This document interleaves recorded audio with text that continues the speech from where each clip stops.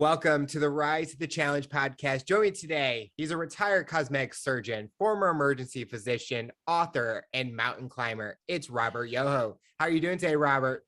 Thank you for the nice introduction, Alex. I'm a former mountain climber. Yeah, I'm a retired mountain climber. I'm great, and it's a pleasure to be here. We're so excited to have you on the show to talk about your rise to the challenge. What we like to do with all of our guests is go right to the beginning. Talk about where you're from and what were you involved in growing up?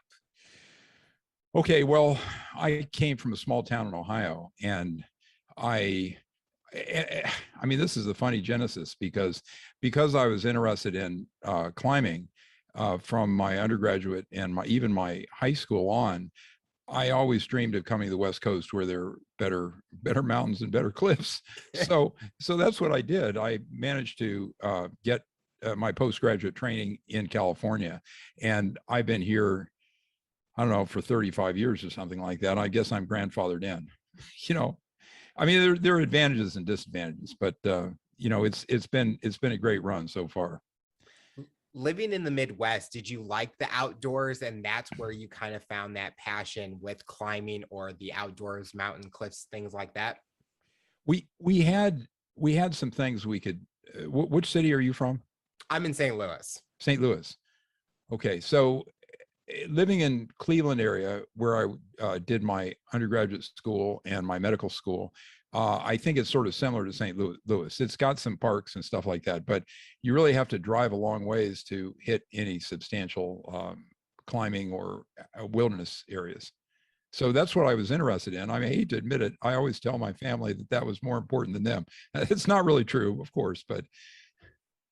See, when I was growing up, I didn't care for climbing and stuff, but lately, the last few years, especially during this time, I've enjoyed being out there, and my friends have been telling me about these trails. We would go there, we would go hiking, and I just feel that it's so nice when you get to the top and you're just viewing everything, the nice landscape, and it's just breathtaking. And I think that's where I found that passion, is maybe understanding it more and realizing there's a lot more than city life. There's a lot more with nature and things like that.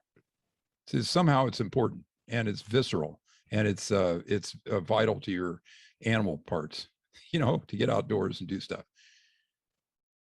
When you were growing up, was the passion for the medical field something that you always wanted to do, or was there another direction that you were kind of wanting to go towards? Alex, like a lot of people, I fell into this, and my parents are both doctors. So it seemed like a natural path. It seemed like I'd be able to support myself and all this. And I maybe am not the best personality for medicine. I'm probably a better engineering personality, working in the closet on something for weeks at a time. But, we did pretty well. I worked with my wife, and she supplied some of the personality things that I basically was deficient in. When did you feel that if you didn't follow in your parents' footstep in that kind of direction, that they wouldn't be happy with that, or they were going to be proud no matter what? Well, the answer to that is that I wasn't close to my parents, and perhaps they subtly influenced me, but I always like to think that the decisions were independent. Of course, no kid has entirely independent decisions. And one of my close friends has a daughter that he doesn't get along with at all, and she recently told him she's going into medicine in his field too. So we have more influence on our kids than we think. As you were growing up, did you have any influences or anyone that inspired you? Well, I remember the athletic stuff, and the climbing in that day and age was, it was independent, and it wasn't like you get a lot of mentorship from anybody else. Although I did an outward bound course in North Carolina and started climbing when I was 16, and a friend of mine and I drove down. It was a big deal to borrow his dad's car and drive all the way from Ohio to North Carolina outward bound. So, I mean, I had a wrestling coach. He was kind of a strange character, but And, you know, I went to a public high school where I backstroked through the whole thing and still did very well. So it just wasn't academically very challenging. I went to undergraduate school at Oberlin, which is academically challenging, but I think they've kind of gone completely crazy now with their political activities. And then I went to Case Western Medical School, and then I left the area and went out to the West Coast and did my training. Your overall undergraduate, how many years did it take you to finally get that degree? And did you ever feel like, man, I should have done something different? This is taking too long. You know, here's the way this works in medicine. You catch the train. Maybe it's just the caboose. Maybe you grab the railing at the end of the caboose. But once you're on the train, it's a path that doesn't let up for sometimes the rest of your life. And I just retired 2 years ago, and I feel like I've been let out of jail. I mean, I've got time to think, and I've got time to write and study things that are different than the all-consuming medical stuff. I mean, when in any specialty field, you know, you've got to run part of your business, even when you're working for somebody, and you have all these academics that are constantly you know, and you try not to make any mistakes. And I mean, it's consuming. So that's been my story with medicine. But the last 2 years have been great. 2.5 years now. And I started writing 2 years before that. So I'm 4 years into a study of medical corruption, you know, essentially healthcare corruption, which is a big subject. You know, it's a very big subject. You can't imagine. And I can describe it for you a little bit if you'd like. Did you know what field you wanted to go in? People talk about the medical field, and there's so many different paths you can go, but did you know which direction you wanted to follow? Well, no. The short answer is, you know, you make your decisions based on immediate pressures and what seems like it's best at the time. So I, like anyone living his life, I made a series of decisions that brought me to where I am now, but I don't think any of it was particularly rational.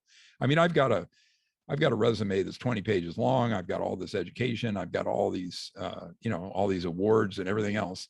But I can't claim that I planned it all. even a year ahead. If you went back and did it again, would you still make the same decisions? Oh my God. Would you go into the medical field, or would you follow a different degree path? Let me tell you, if I knew how corrupt the whole thing was, and there's my book, it's called Butchered by Healthcare. That's meant to be as inflammatory as possible because it's an outrageous situation. But if I had that book somehow teleported to me when I was, you know, 21 and starting medical school, I wouldn't have done it. And there are many good things about medicine. You know, it challenges you intellectually, but I mean, there are many better paths to success. And I think studying on my own, the fields that I wanted to study would have been better for me. I mean, when you're in medicine at any point in your career, you're trying to conform to, you know, whatever the standards are, whatever they say you should do, and all these different things. And so it really was not the best thing for my personality, which is more creative. So I told my kids that I'd freaking never talk to them again if they went into medicine. Isn't that awful? Yeah, true story. And none of them did. They listened to me for once. They don't listen very often. Was the information that you talked about in your book, and we'll talk about that later in the interview, if you knew, was that kind of information hidden, or it just hadn't been unraveled yet and people didn't really discover the things that you talk about later? Good question. The answer is that it's gotten a lot worse in the last 20 years. And when I made my decision to go into medicine, it was like more like 45 years ago. So no, this is not generally appreciated. And even now, it's a big surprise for physicians to read this book. They fall out of their chair, and a lot of them suspect a lot of the you know, a lot of the criminal activity and everything else, but they've never seen it documented in one place like I did. I mean, I've got 500 click-through references in this thing. I mean, you can't write a book like this and just libel everybody. You've got to have references, and it's all derivative of other people's work. It's derivative essentially of probably 10 or 15 whistleblowers who are my primary sources. And those men and women, they're gutsy, but like me, they generally retired before they opened their mouths. So we don't have a dog in the race. We can't lose our jobs or anything like that. There's a very well-known New England Journal of Medicine editor named Marcia Engel, and she just screamed about pharmaceutical companies and all this stuff for at least 15 years after she retired. I'm not sure how much of an impact she made, but she's a prestigious author. But she started long after she retired, or maybe when she retired. I don't know. During your time getting your undergraduate and your degree, did you kind of have a social life, or did you find activities that kept you not thinking about school all the time? Because definitely with the medical field, it's school intensive. Alex, you're looking at a geek, and I'm I'm much less geeky now than I was. But at that point, I always felt like I had many fewer contacts than my friends. We didn't have Facebook or any of the social media, and I sort of stayed in my corner and worked on my projects. And once you catch the medical school train, you're on the rails. And I mean, frankly, for me, it didn't stop until I was 65. Can you imagine? Wow. Because there are pressures on you to make money, to have, there are various things that happen during your career which are difficult, that you're in the middle of one fight that lasts 3 years, some lawsuit or some crazy thing. You can't really quit. And there's always economic pressures, whether whether they're accurate or not. You always feel like you haven't done that well. And I thought for a while there that I was going to make a lot of money, but I was disabused of that notion. It was 2 steps forward and 3 steps back. I think that's a lot of people growing. They're like, oh, we're going to make so much money. And then they get out there and they're like, this is not what I thought at all. And I think that's the hard part. It's like, can you kind of put financial reward versus passion reward and actually enjoying making that money instead of, oh, you're just getting the money and not really enjoying how you're getting it? It's tough. I mean, medicine has some profound attractions, and you really, if you get into it and you feel like you need to know whole specialty fields, or sometimes people try to learn the whole thing, which is basically impossible now, and they feel responsible for their charges, their patients, and so on. But for me, it was just, I had a very rough time with a lack of sleep when I did a night call, and I do night shifts working in the emergency room and so on and so forth, and the hours that were required even later on in my career, they kept me from working very much on anything else that was important to me. I did some climbing and I did some camping, and I've got a wonderful wife and kids that are who are in their mid-20s now, but it was just intensely pressured. And I think if I had to do over, I would attempt to take a week off every 5 weeks. And some pathologists I have a friend who's a pathologist, and he's done that all the way through. And he's like, he doesn't worry about anything. His stress goes away during that week. Wow. I need to know how he does that, because I feel like if I'm on vacation, it's like I'm thinking about something I'm stressing about and miles away from where I am right now. Well, you haven't hit the burnout age, right? When you're in your 40s, yeah. maybe, you can easily get completely fried. And if you don't take enough time off, and you have to discipline yourself not to do anything, not to pick up your cell phone or computer or whatever it is now. I mean, I try to take a digital holiday for at least a day every week. And I frequently don't do it. I just can't stand to do it. Anyway. Learning more about reading your website, during this time, you got into bodybuilding. Talk about that experience, and how did you find that? Well, I'm not a competitive bodybuilder, but I enjoyed bodybuilding my whole life. And I just, not necessarily getting huge or big or anything else, although some of those pictures look okay. It's just this ability to go in the gym and in 40 to 60 minutes, be able to work all your skeletal muscles beautifully, and it's super safe. If your listeners have never done it, the trick is just go to these gyms and figure out the machines. Don't try any weights, free weights or any of that stuff, because the injury potential and the technique requirements are higher. But just go through there and just do one set of 15 different exercises, and then march right out of that gym after 40 minutes.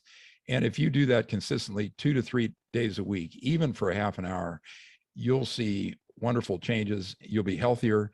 Your aerobic capacity increases with just lifting. And I mean, it really is, it's been a passion of my life. My shoulders are sort of shot now. I think it's due to the liposuction. so I can still deadlift and stuff like that, but not very, not heavy. I'm 68. I'm completely over the hill. Was that something that you loved being involved in over the years, and still like not being at that competitive level, but you're still able to see the transition that you're making, see what you were able to do over time, and just enjoy that process more?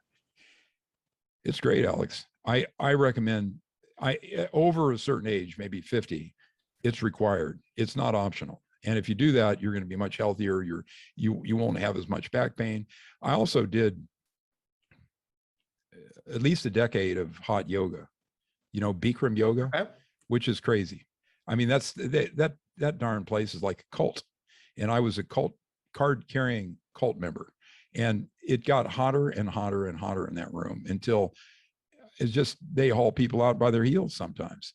And it's not a hard workout if you do it out of the heat, but you do it in the heat, and it's like you can barely stand up and barely keep going. I mean, that's how crazy it is. So I did that. I did judo as a kid. I still watch judo videos on YouTube, and I've had a wonderful, the climbing was the best though. I mean, the climbing, it gives you, I mean, it's a self-building exercise, it's a confidence building exercise. And I loved it. I climbed all over the country, a little bit outside. Talking about being a cosmetic surgeon, what was the most challenging part of that job for you? There's one thing that was the most challenging, Alex, and it was the women, and it was 85 or 90% women, right? Women are tough.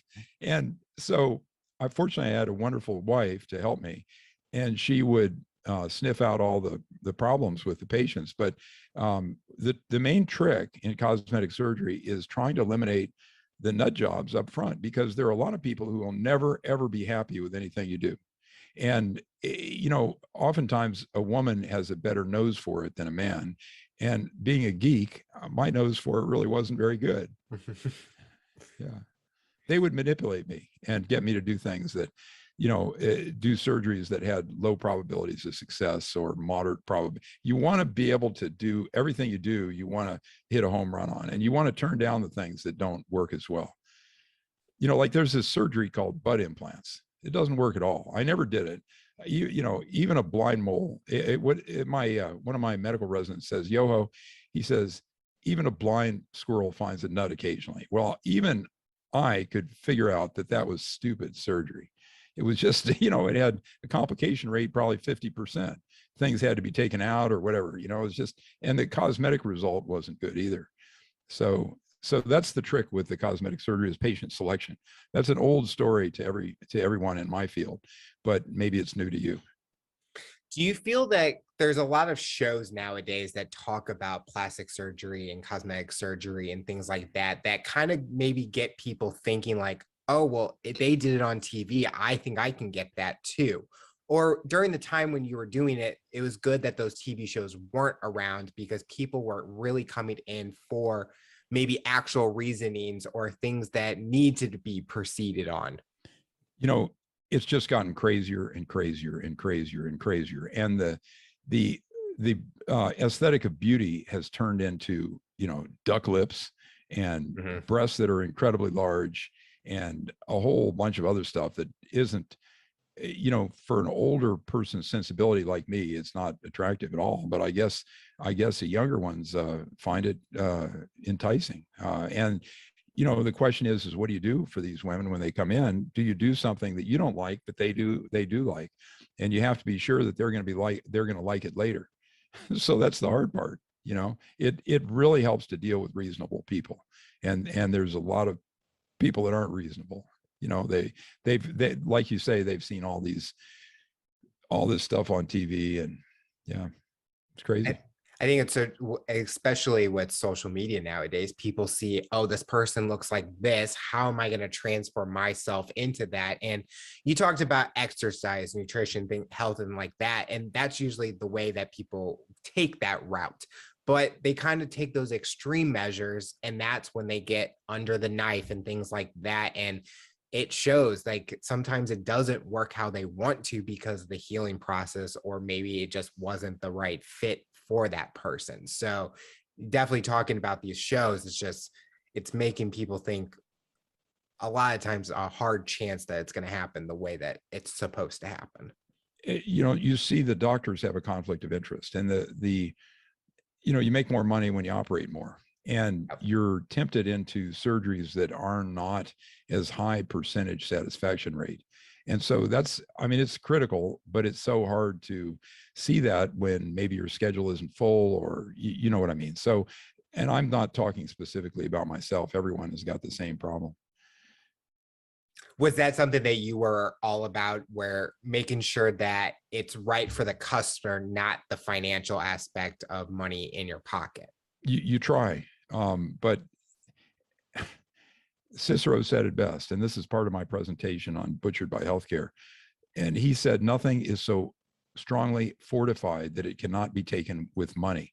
So you're making money on a per case basis, and it's impossible to weed out your interests from the patient's interests for anyone. Mm-hmm. And even a fee for service where they pay you per office visit, the temptation is to schedule more office visits or schedule more procedures or whatever it is.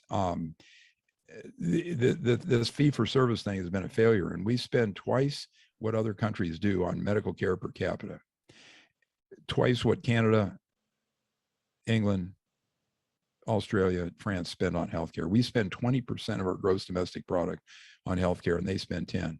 So, I mean, that's part of the conflict. That's part of the reason is we have this perverse blend of socialism and capitalism that just has been horrible for us. I mean, it's just been horrible. The standards have all dropped, and I mean, it just doesn't work. What's the most rewarding part about that job for you?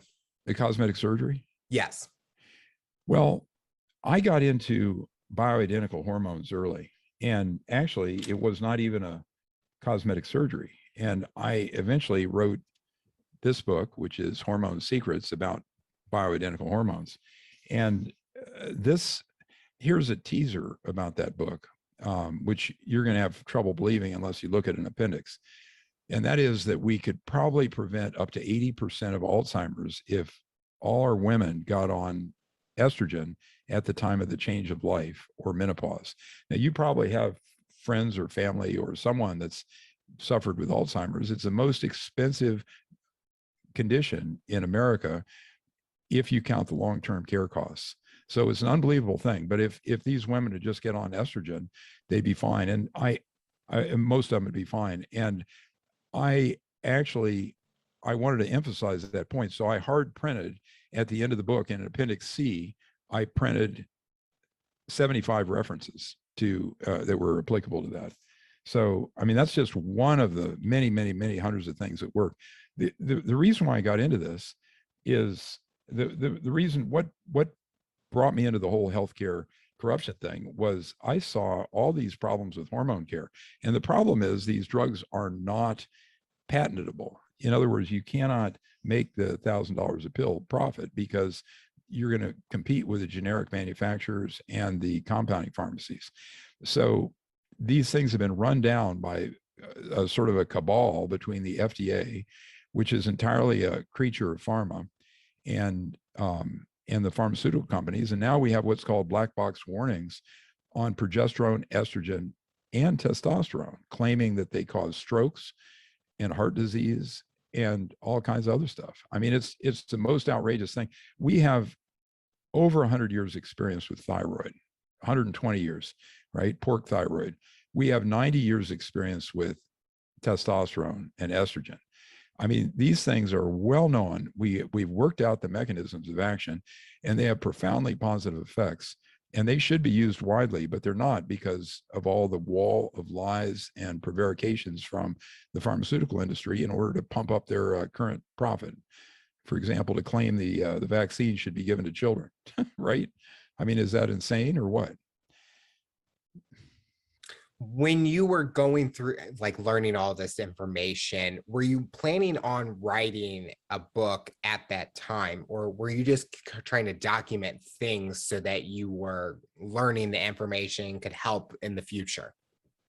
Alex, physicians are trained to be information vacuums, right? So we go to conferences every month sometimes, and we get, you know, binders filled with all kinds of stuff, and you're supposed to know it, and you know, most of the time you got a pretty good idea. And so I started going to these hormone seminars at least 20 years ago, maybe 25, and I gradually got more and more interested in it. And I felt so bad for my patients because as I got older, they were getting older too, and they all had menopause symptoms. So I started treating their menopause symptoms, and I realized it had a lot of health benefits too. And I trained and trained, and I offered it to them, and I didn't even charge them. I mean, they were paying me $5,000 for a breast aug. I mean, that's 3/4 overhead, but it's still a lot of money. And it was only a little bit of extra work to help them and write prescriptions for their menopause drugs. So, I mean, I got these great results. The women just do backflips when they get on this stuff when they're over 50. I mean, my wife thinks that the women over 50, the biggest cause of divorce over 50 is these menopausal symptoms in the women, because they're just miserable, and they often don't realize it's all just hormonal. They think it's existential, or they think they have situational problems. You give them a little estrogen and progesterone and testosterone, and they feel like they did 30 years before, you know, for the most part. During this time as a surgeon, what made you want to transfer over to an emergency physician, or were you doing both at the same time? No, that was just, it was a life happens when you're looking the other way kind of a thing. I was I trained actually in internal medicine and dermatology briefly, and then I trained in emergency medicine and practiced emergency medicine for several years. Went on to do family practice. I know it sounds crazy, but I did family practice for a few years with another fellow, and I gradually acquired the cosmetic surgery skills through various organizations. And I was going to one of those meetings every month for years, maybe a decade. And so I picked up some pretty good skills. I was, I was sort of a specialist in breast augmentation through the belly button and liposuction. And my skills were probably less perfect than facelift. Was this the time where you moved to California, or you head to the West Coast? Was No, I'd been there. I came here to train, right? I came here to train. And then I went in Pasadena. I worked in family practice with a friend of mine, and I trained at County USC and Huntington Memorial Hospital in emergency medicine. And then we exited stage left and went into a family practice. And then I was working by myself with my wife. And then I gradually acquired these skills of the cosmetic surgery. Looking at your overall career with in the medical field, would it change anything differently if you weren't in California, or if you did it in a different state? Would maybe like the way the customers are or the patients are, things like that? That's a great question. People outside of it don't really understand that. No, this is intensely competitive. It's intensely litigious. And I'm a straightforward kind of a character, and I certainly would have, my fantasy is that I would have done a little better in the Midwest where I grew up. But, and some of my friends made a lot of money, and this is so competitive in LA that it just wasn't possible. I just think with LA, it's like, that people are getting surgeries and the cosmetic field and all of that, that when you go to these other states we know that they're there. It's just, it's not like you see a doctor's office almost on every street, basically. I think maybe that's how social media has played an effect, or the way that cities are growing in California, that it's changing how the perception of this industry, basically. Yeah, I don't know the answer to that for sure, but it's always been my impression that that everybody else is cosmetic surgery crazy too in the other states.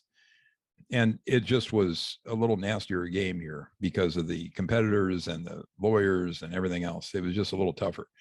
But, you know, that said, my kids got to grow up in California. They went to prep schools here. They got out and went to good colleges, you know.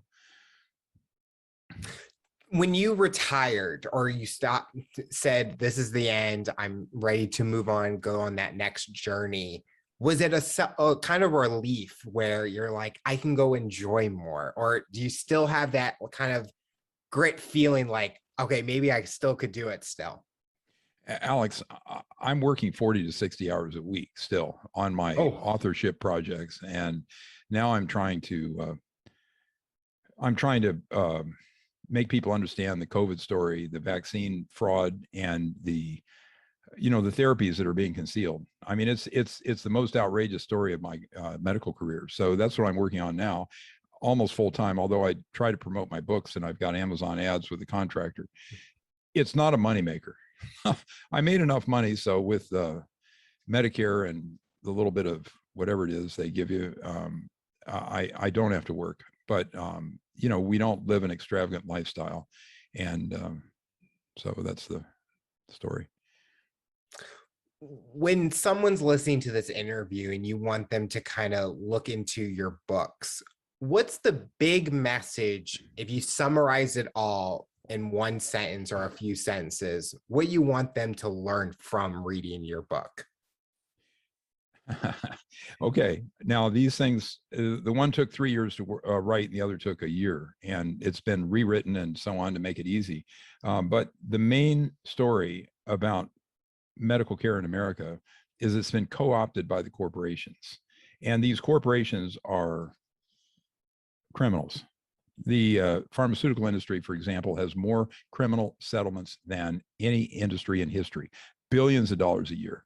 And so these people, I mean, we wonder why they're trying to inject our little kids with a vaccine that kills more of them than COVID.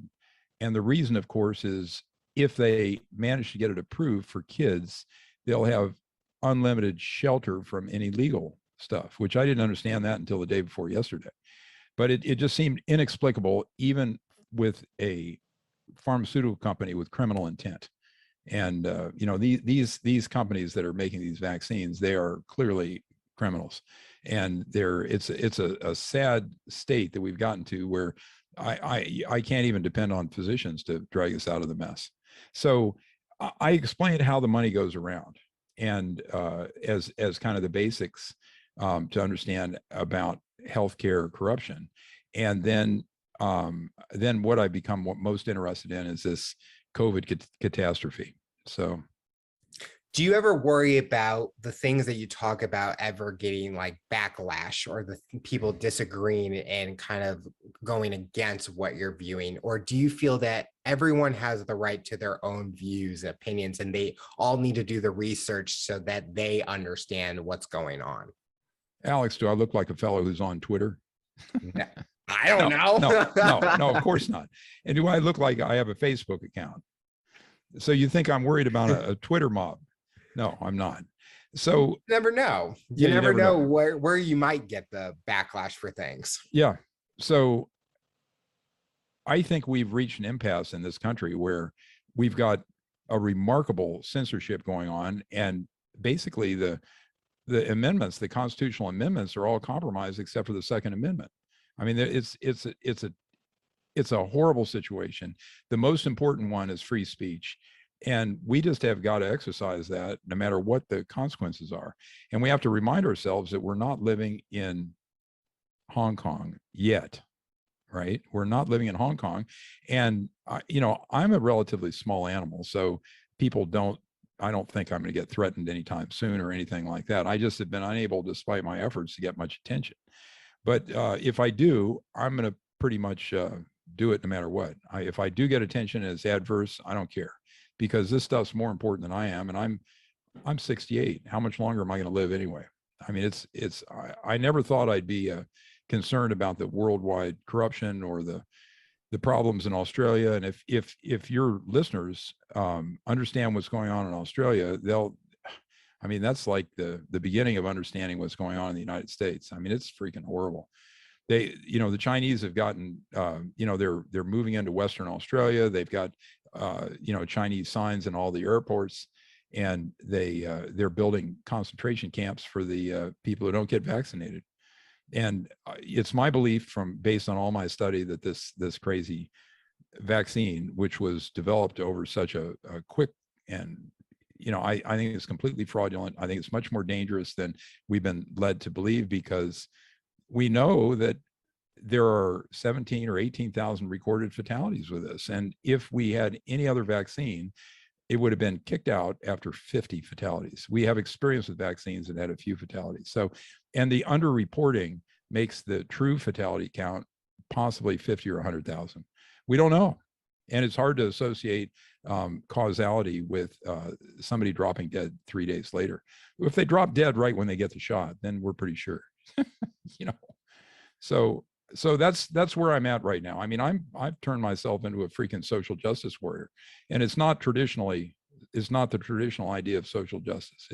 It's basically, I think we have to defend we have a 250-year experiment here. No other country has ever done this. Australia is in worse trouble than we are, because they don't have as robust a system, and we still have fragments of what is remaining, and we have some hope that we can turn this thing around. But I mean, it just doesn't look real good for the home team right now, Alex. You talked about family is important to you. What's been the one thing that you have enjoyed seeing your kids grow up, or like a favorite memory during these times? Well, my kids are great, and they had a wonderful childhood, and we worked really hard, and we had these nice houses that they played in. And I mean, I've got a kid that was a 5K national champion. He was 8th in the nation at the 5K. He went to Brown, and now he's working at Google.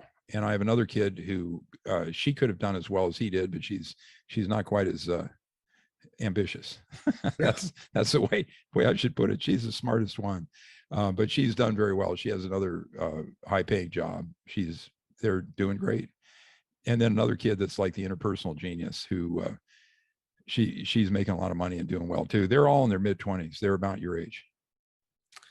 So what does the future look like for you? What are you hoping to accomplish personally and professionally in the next few years? Alex, I'm in the midst of a struggle, and it has to be done, because we're getting cannibalized by these forces.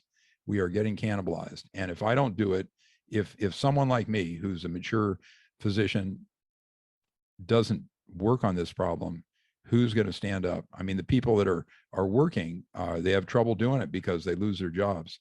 But it's an outrage of what's going on. And I thought, for a long time, healthcare corruption was terrible, and the fact that we weren't using the bioidentical hormones was a major problem. But I got into this COVID stuff, and these companies are they're entitled, and they are criminals, and they are running over us, and they're creating all these insane narratives, like, everybody should be vaccinated so we can save everybody. Well, the thing confers no immunity.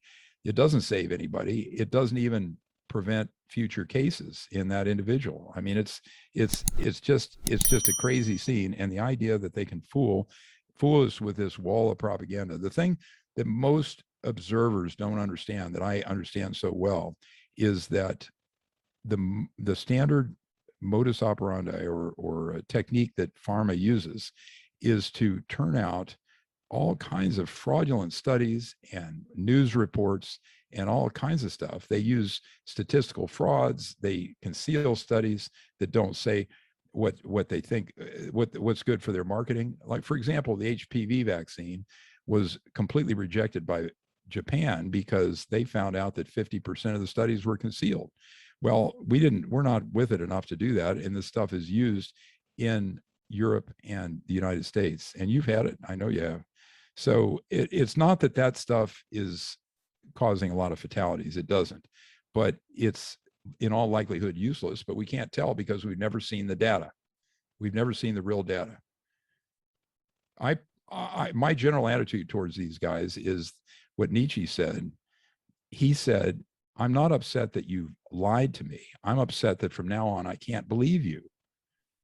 Right? So we've been lied to again and again by these companies, as their criminal settlements attest. And if the vaccines had a net benefit, they wouldn't conceal the facts about the studies. Okay. For example, they left out the hospitalization numbers in many of these, and it's the second most important metric after fatalities, right? They left out the hospitalization numbers, you know? I mean, it's just, one of my friends, he's a really smart guy. He says, I think it works, but I can't really tell without seeing the complete data. And I think that it obviously doesn't work, or they would have shown us all that. I don't think any of it works. And the areas where it's obvious it doesn't work are the little kids. Probably anybody under 50, it's obvious that it doesn't have a net benefit. The final question I'll ask you, for someone that's listening to this interview based on your journey and experience, what tips or advice would you give them to overcome obstacles, accomplish their goals, and rise to the challenge? That's an easy one. That's an easy one. You just got to hustle the whole time, Alex. You can never quit. And I know that's an old answer, but it's absolutely true.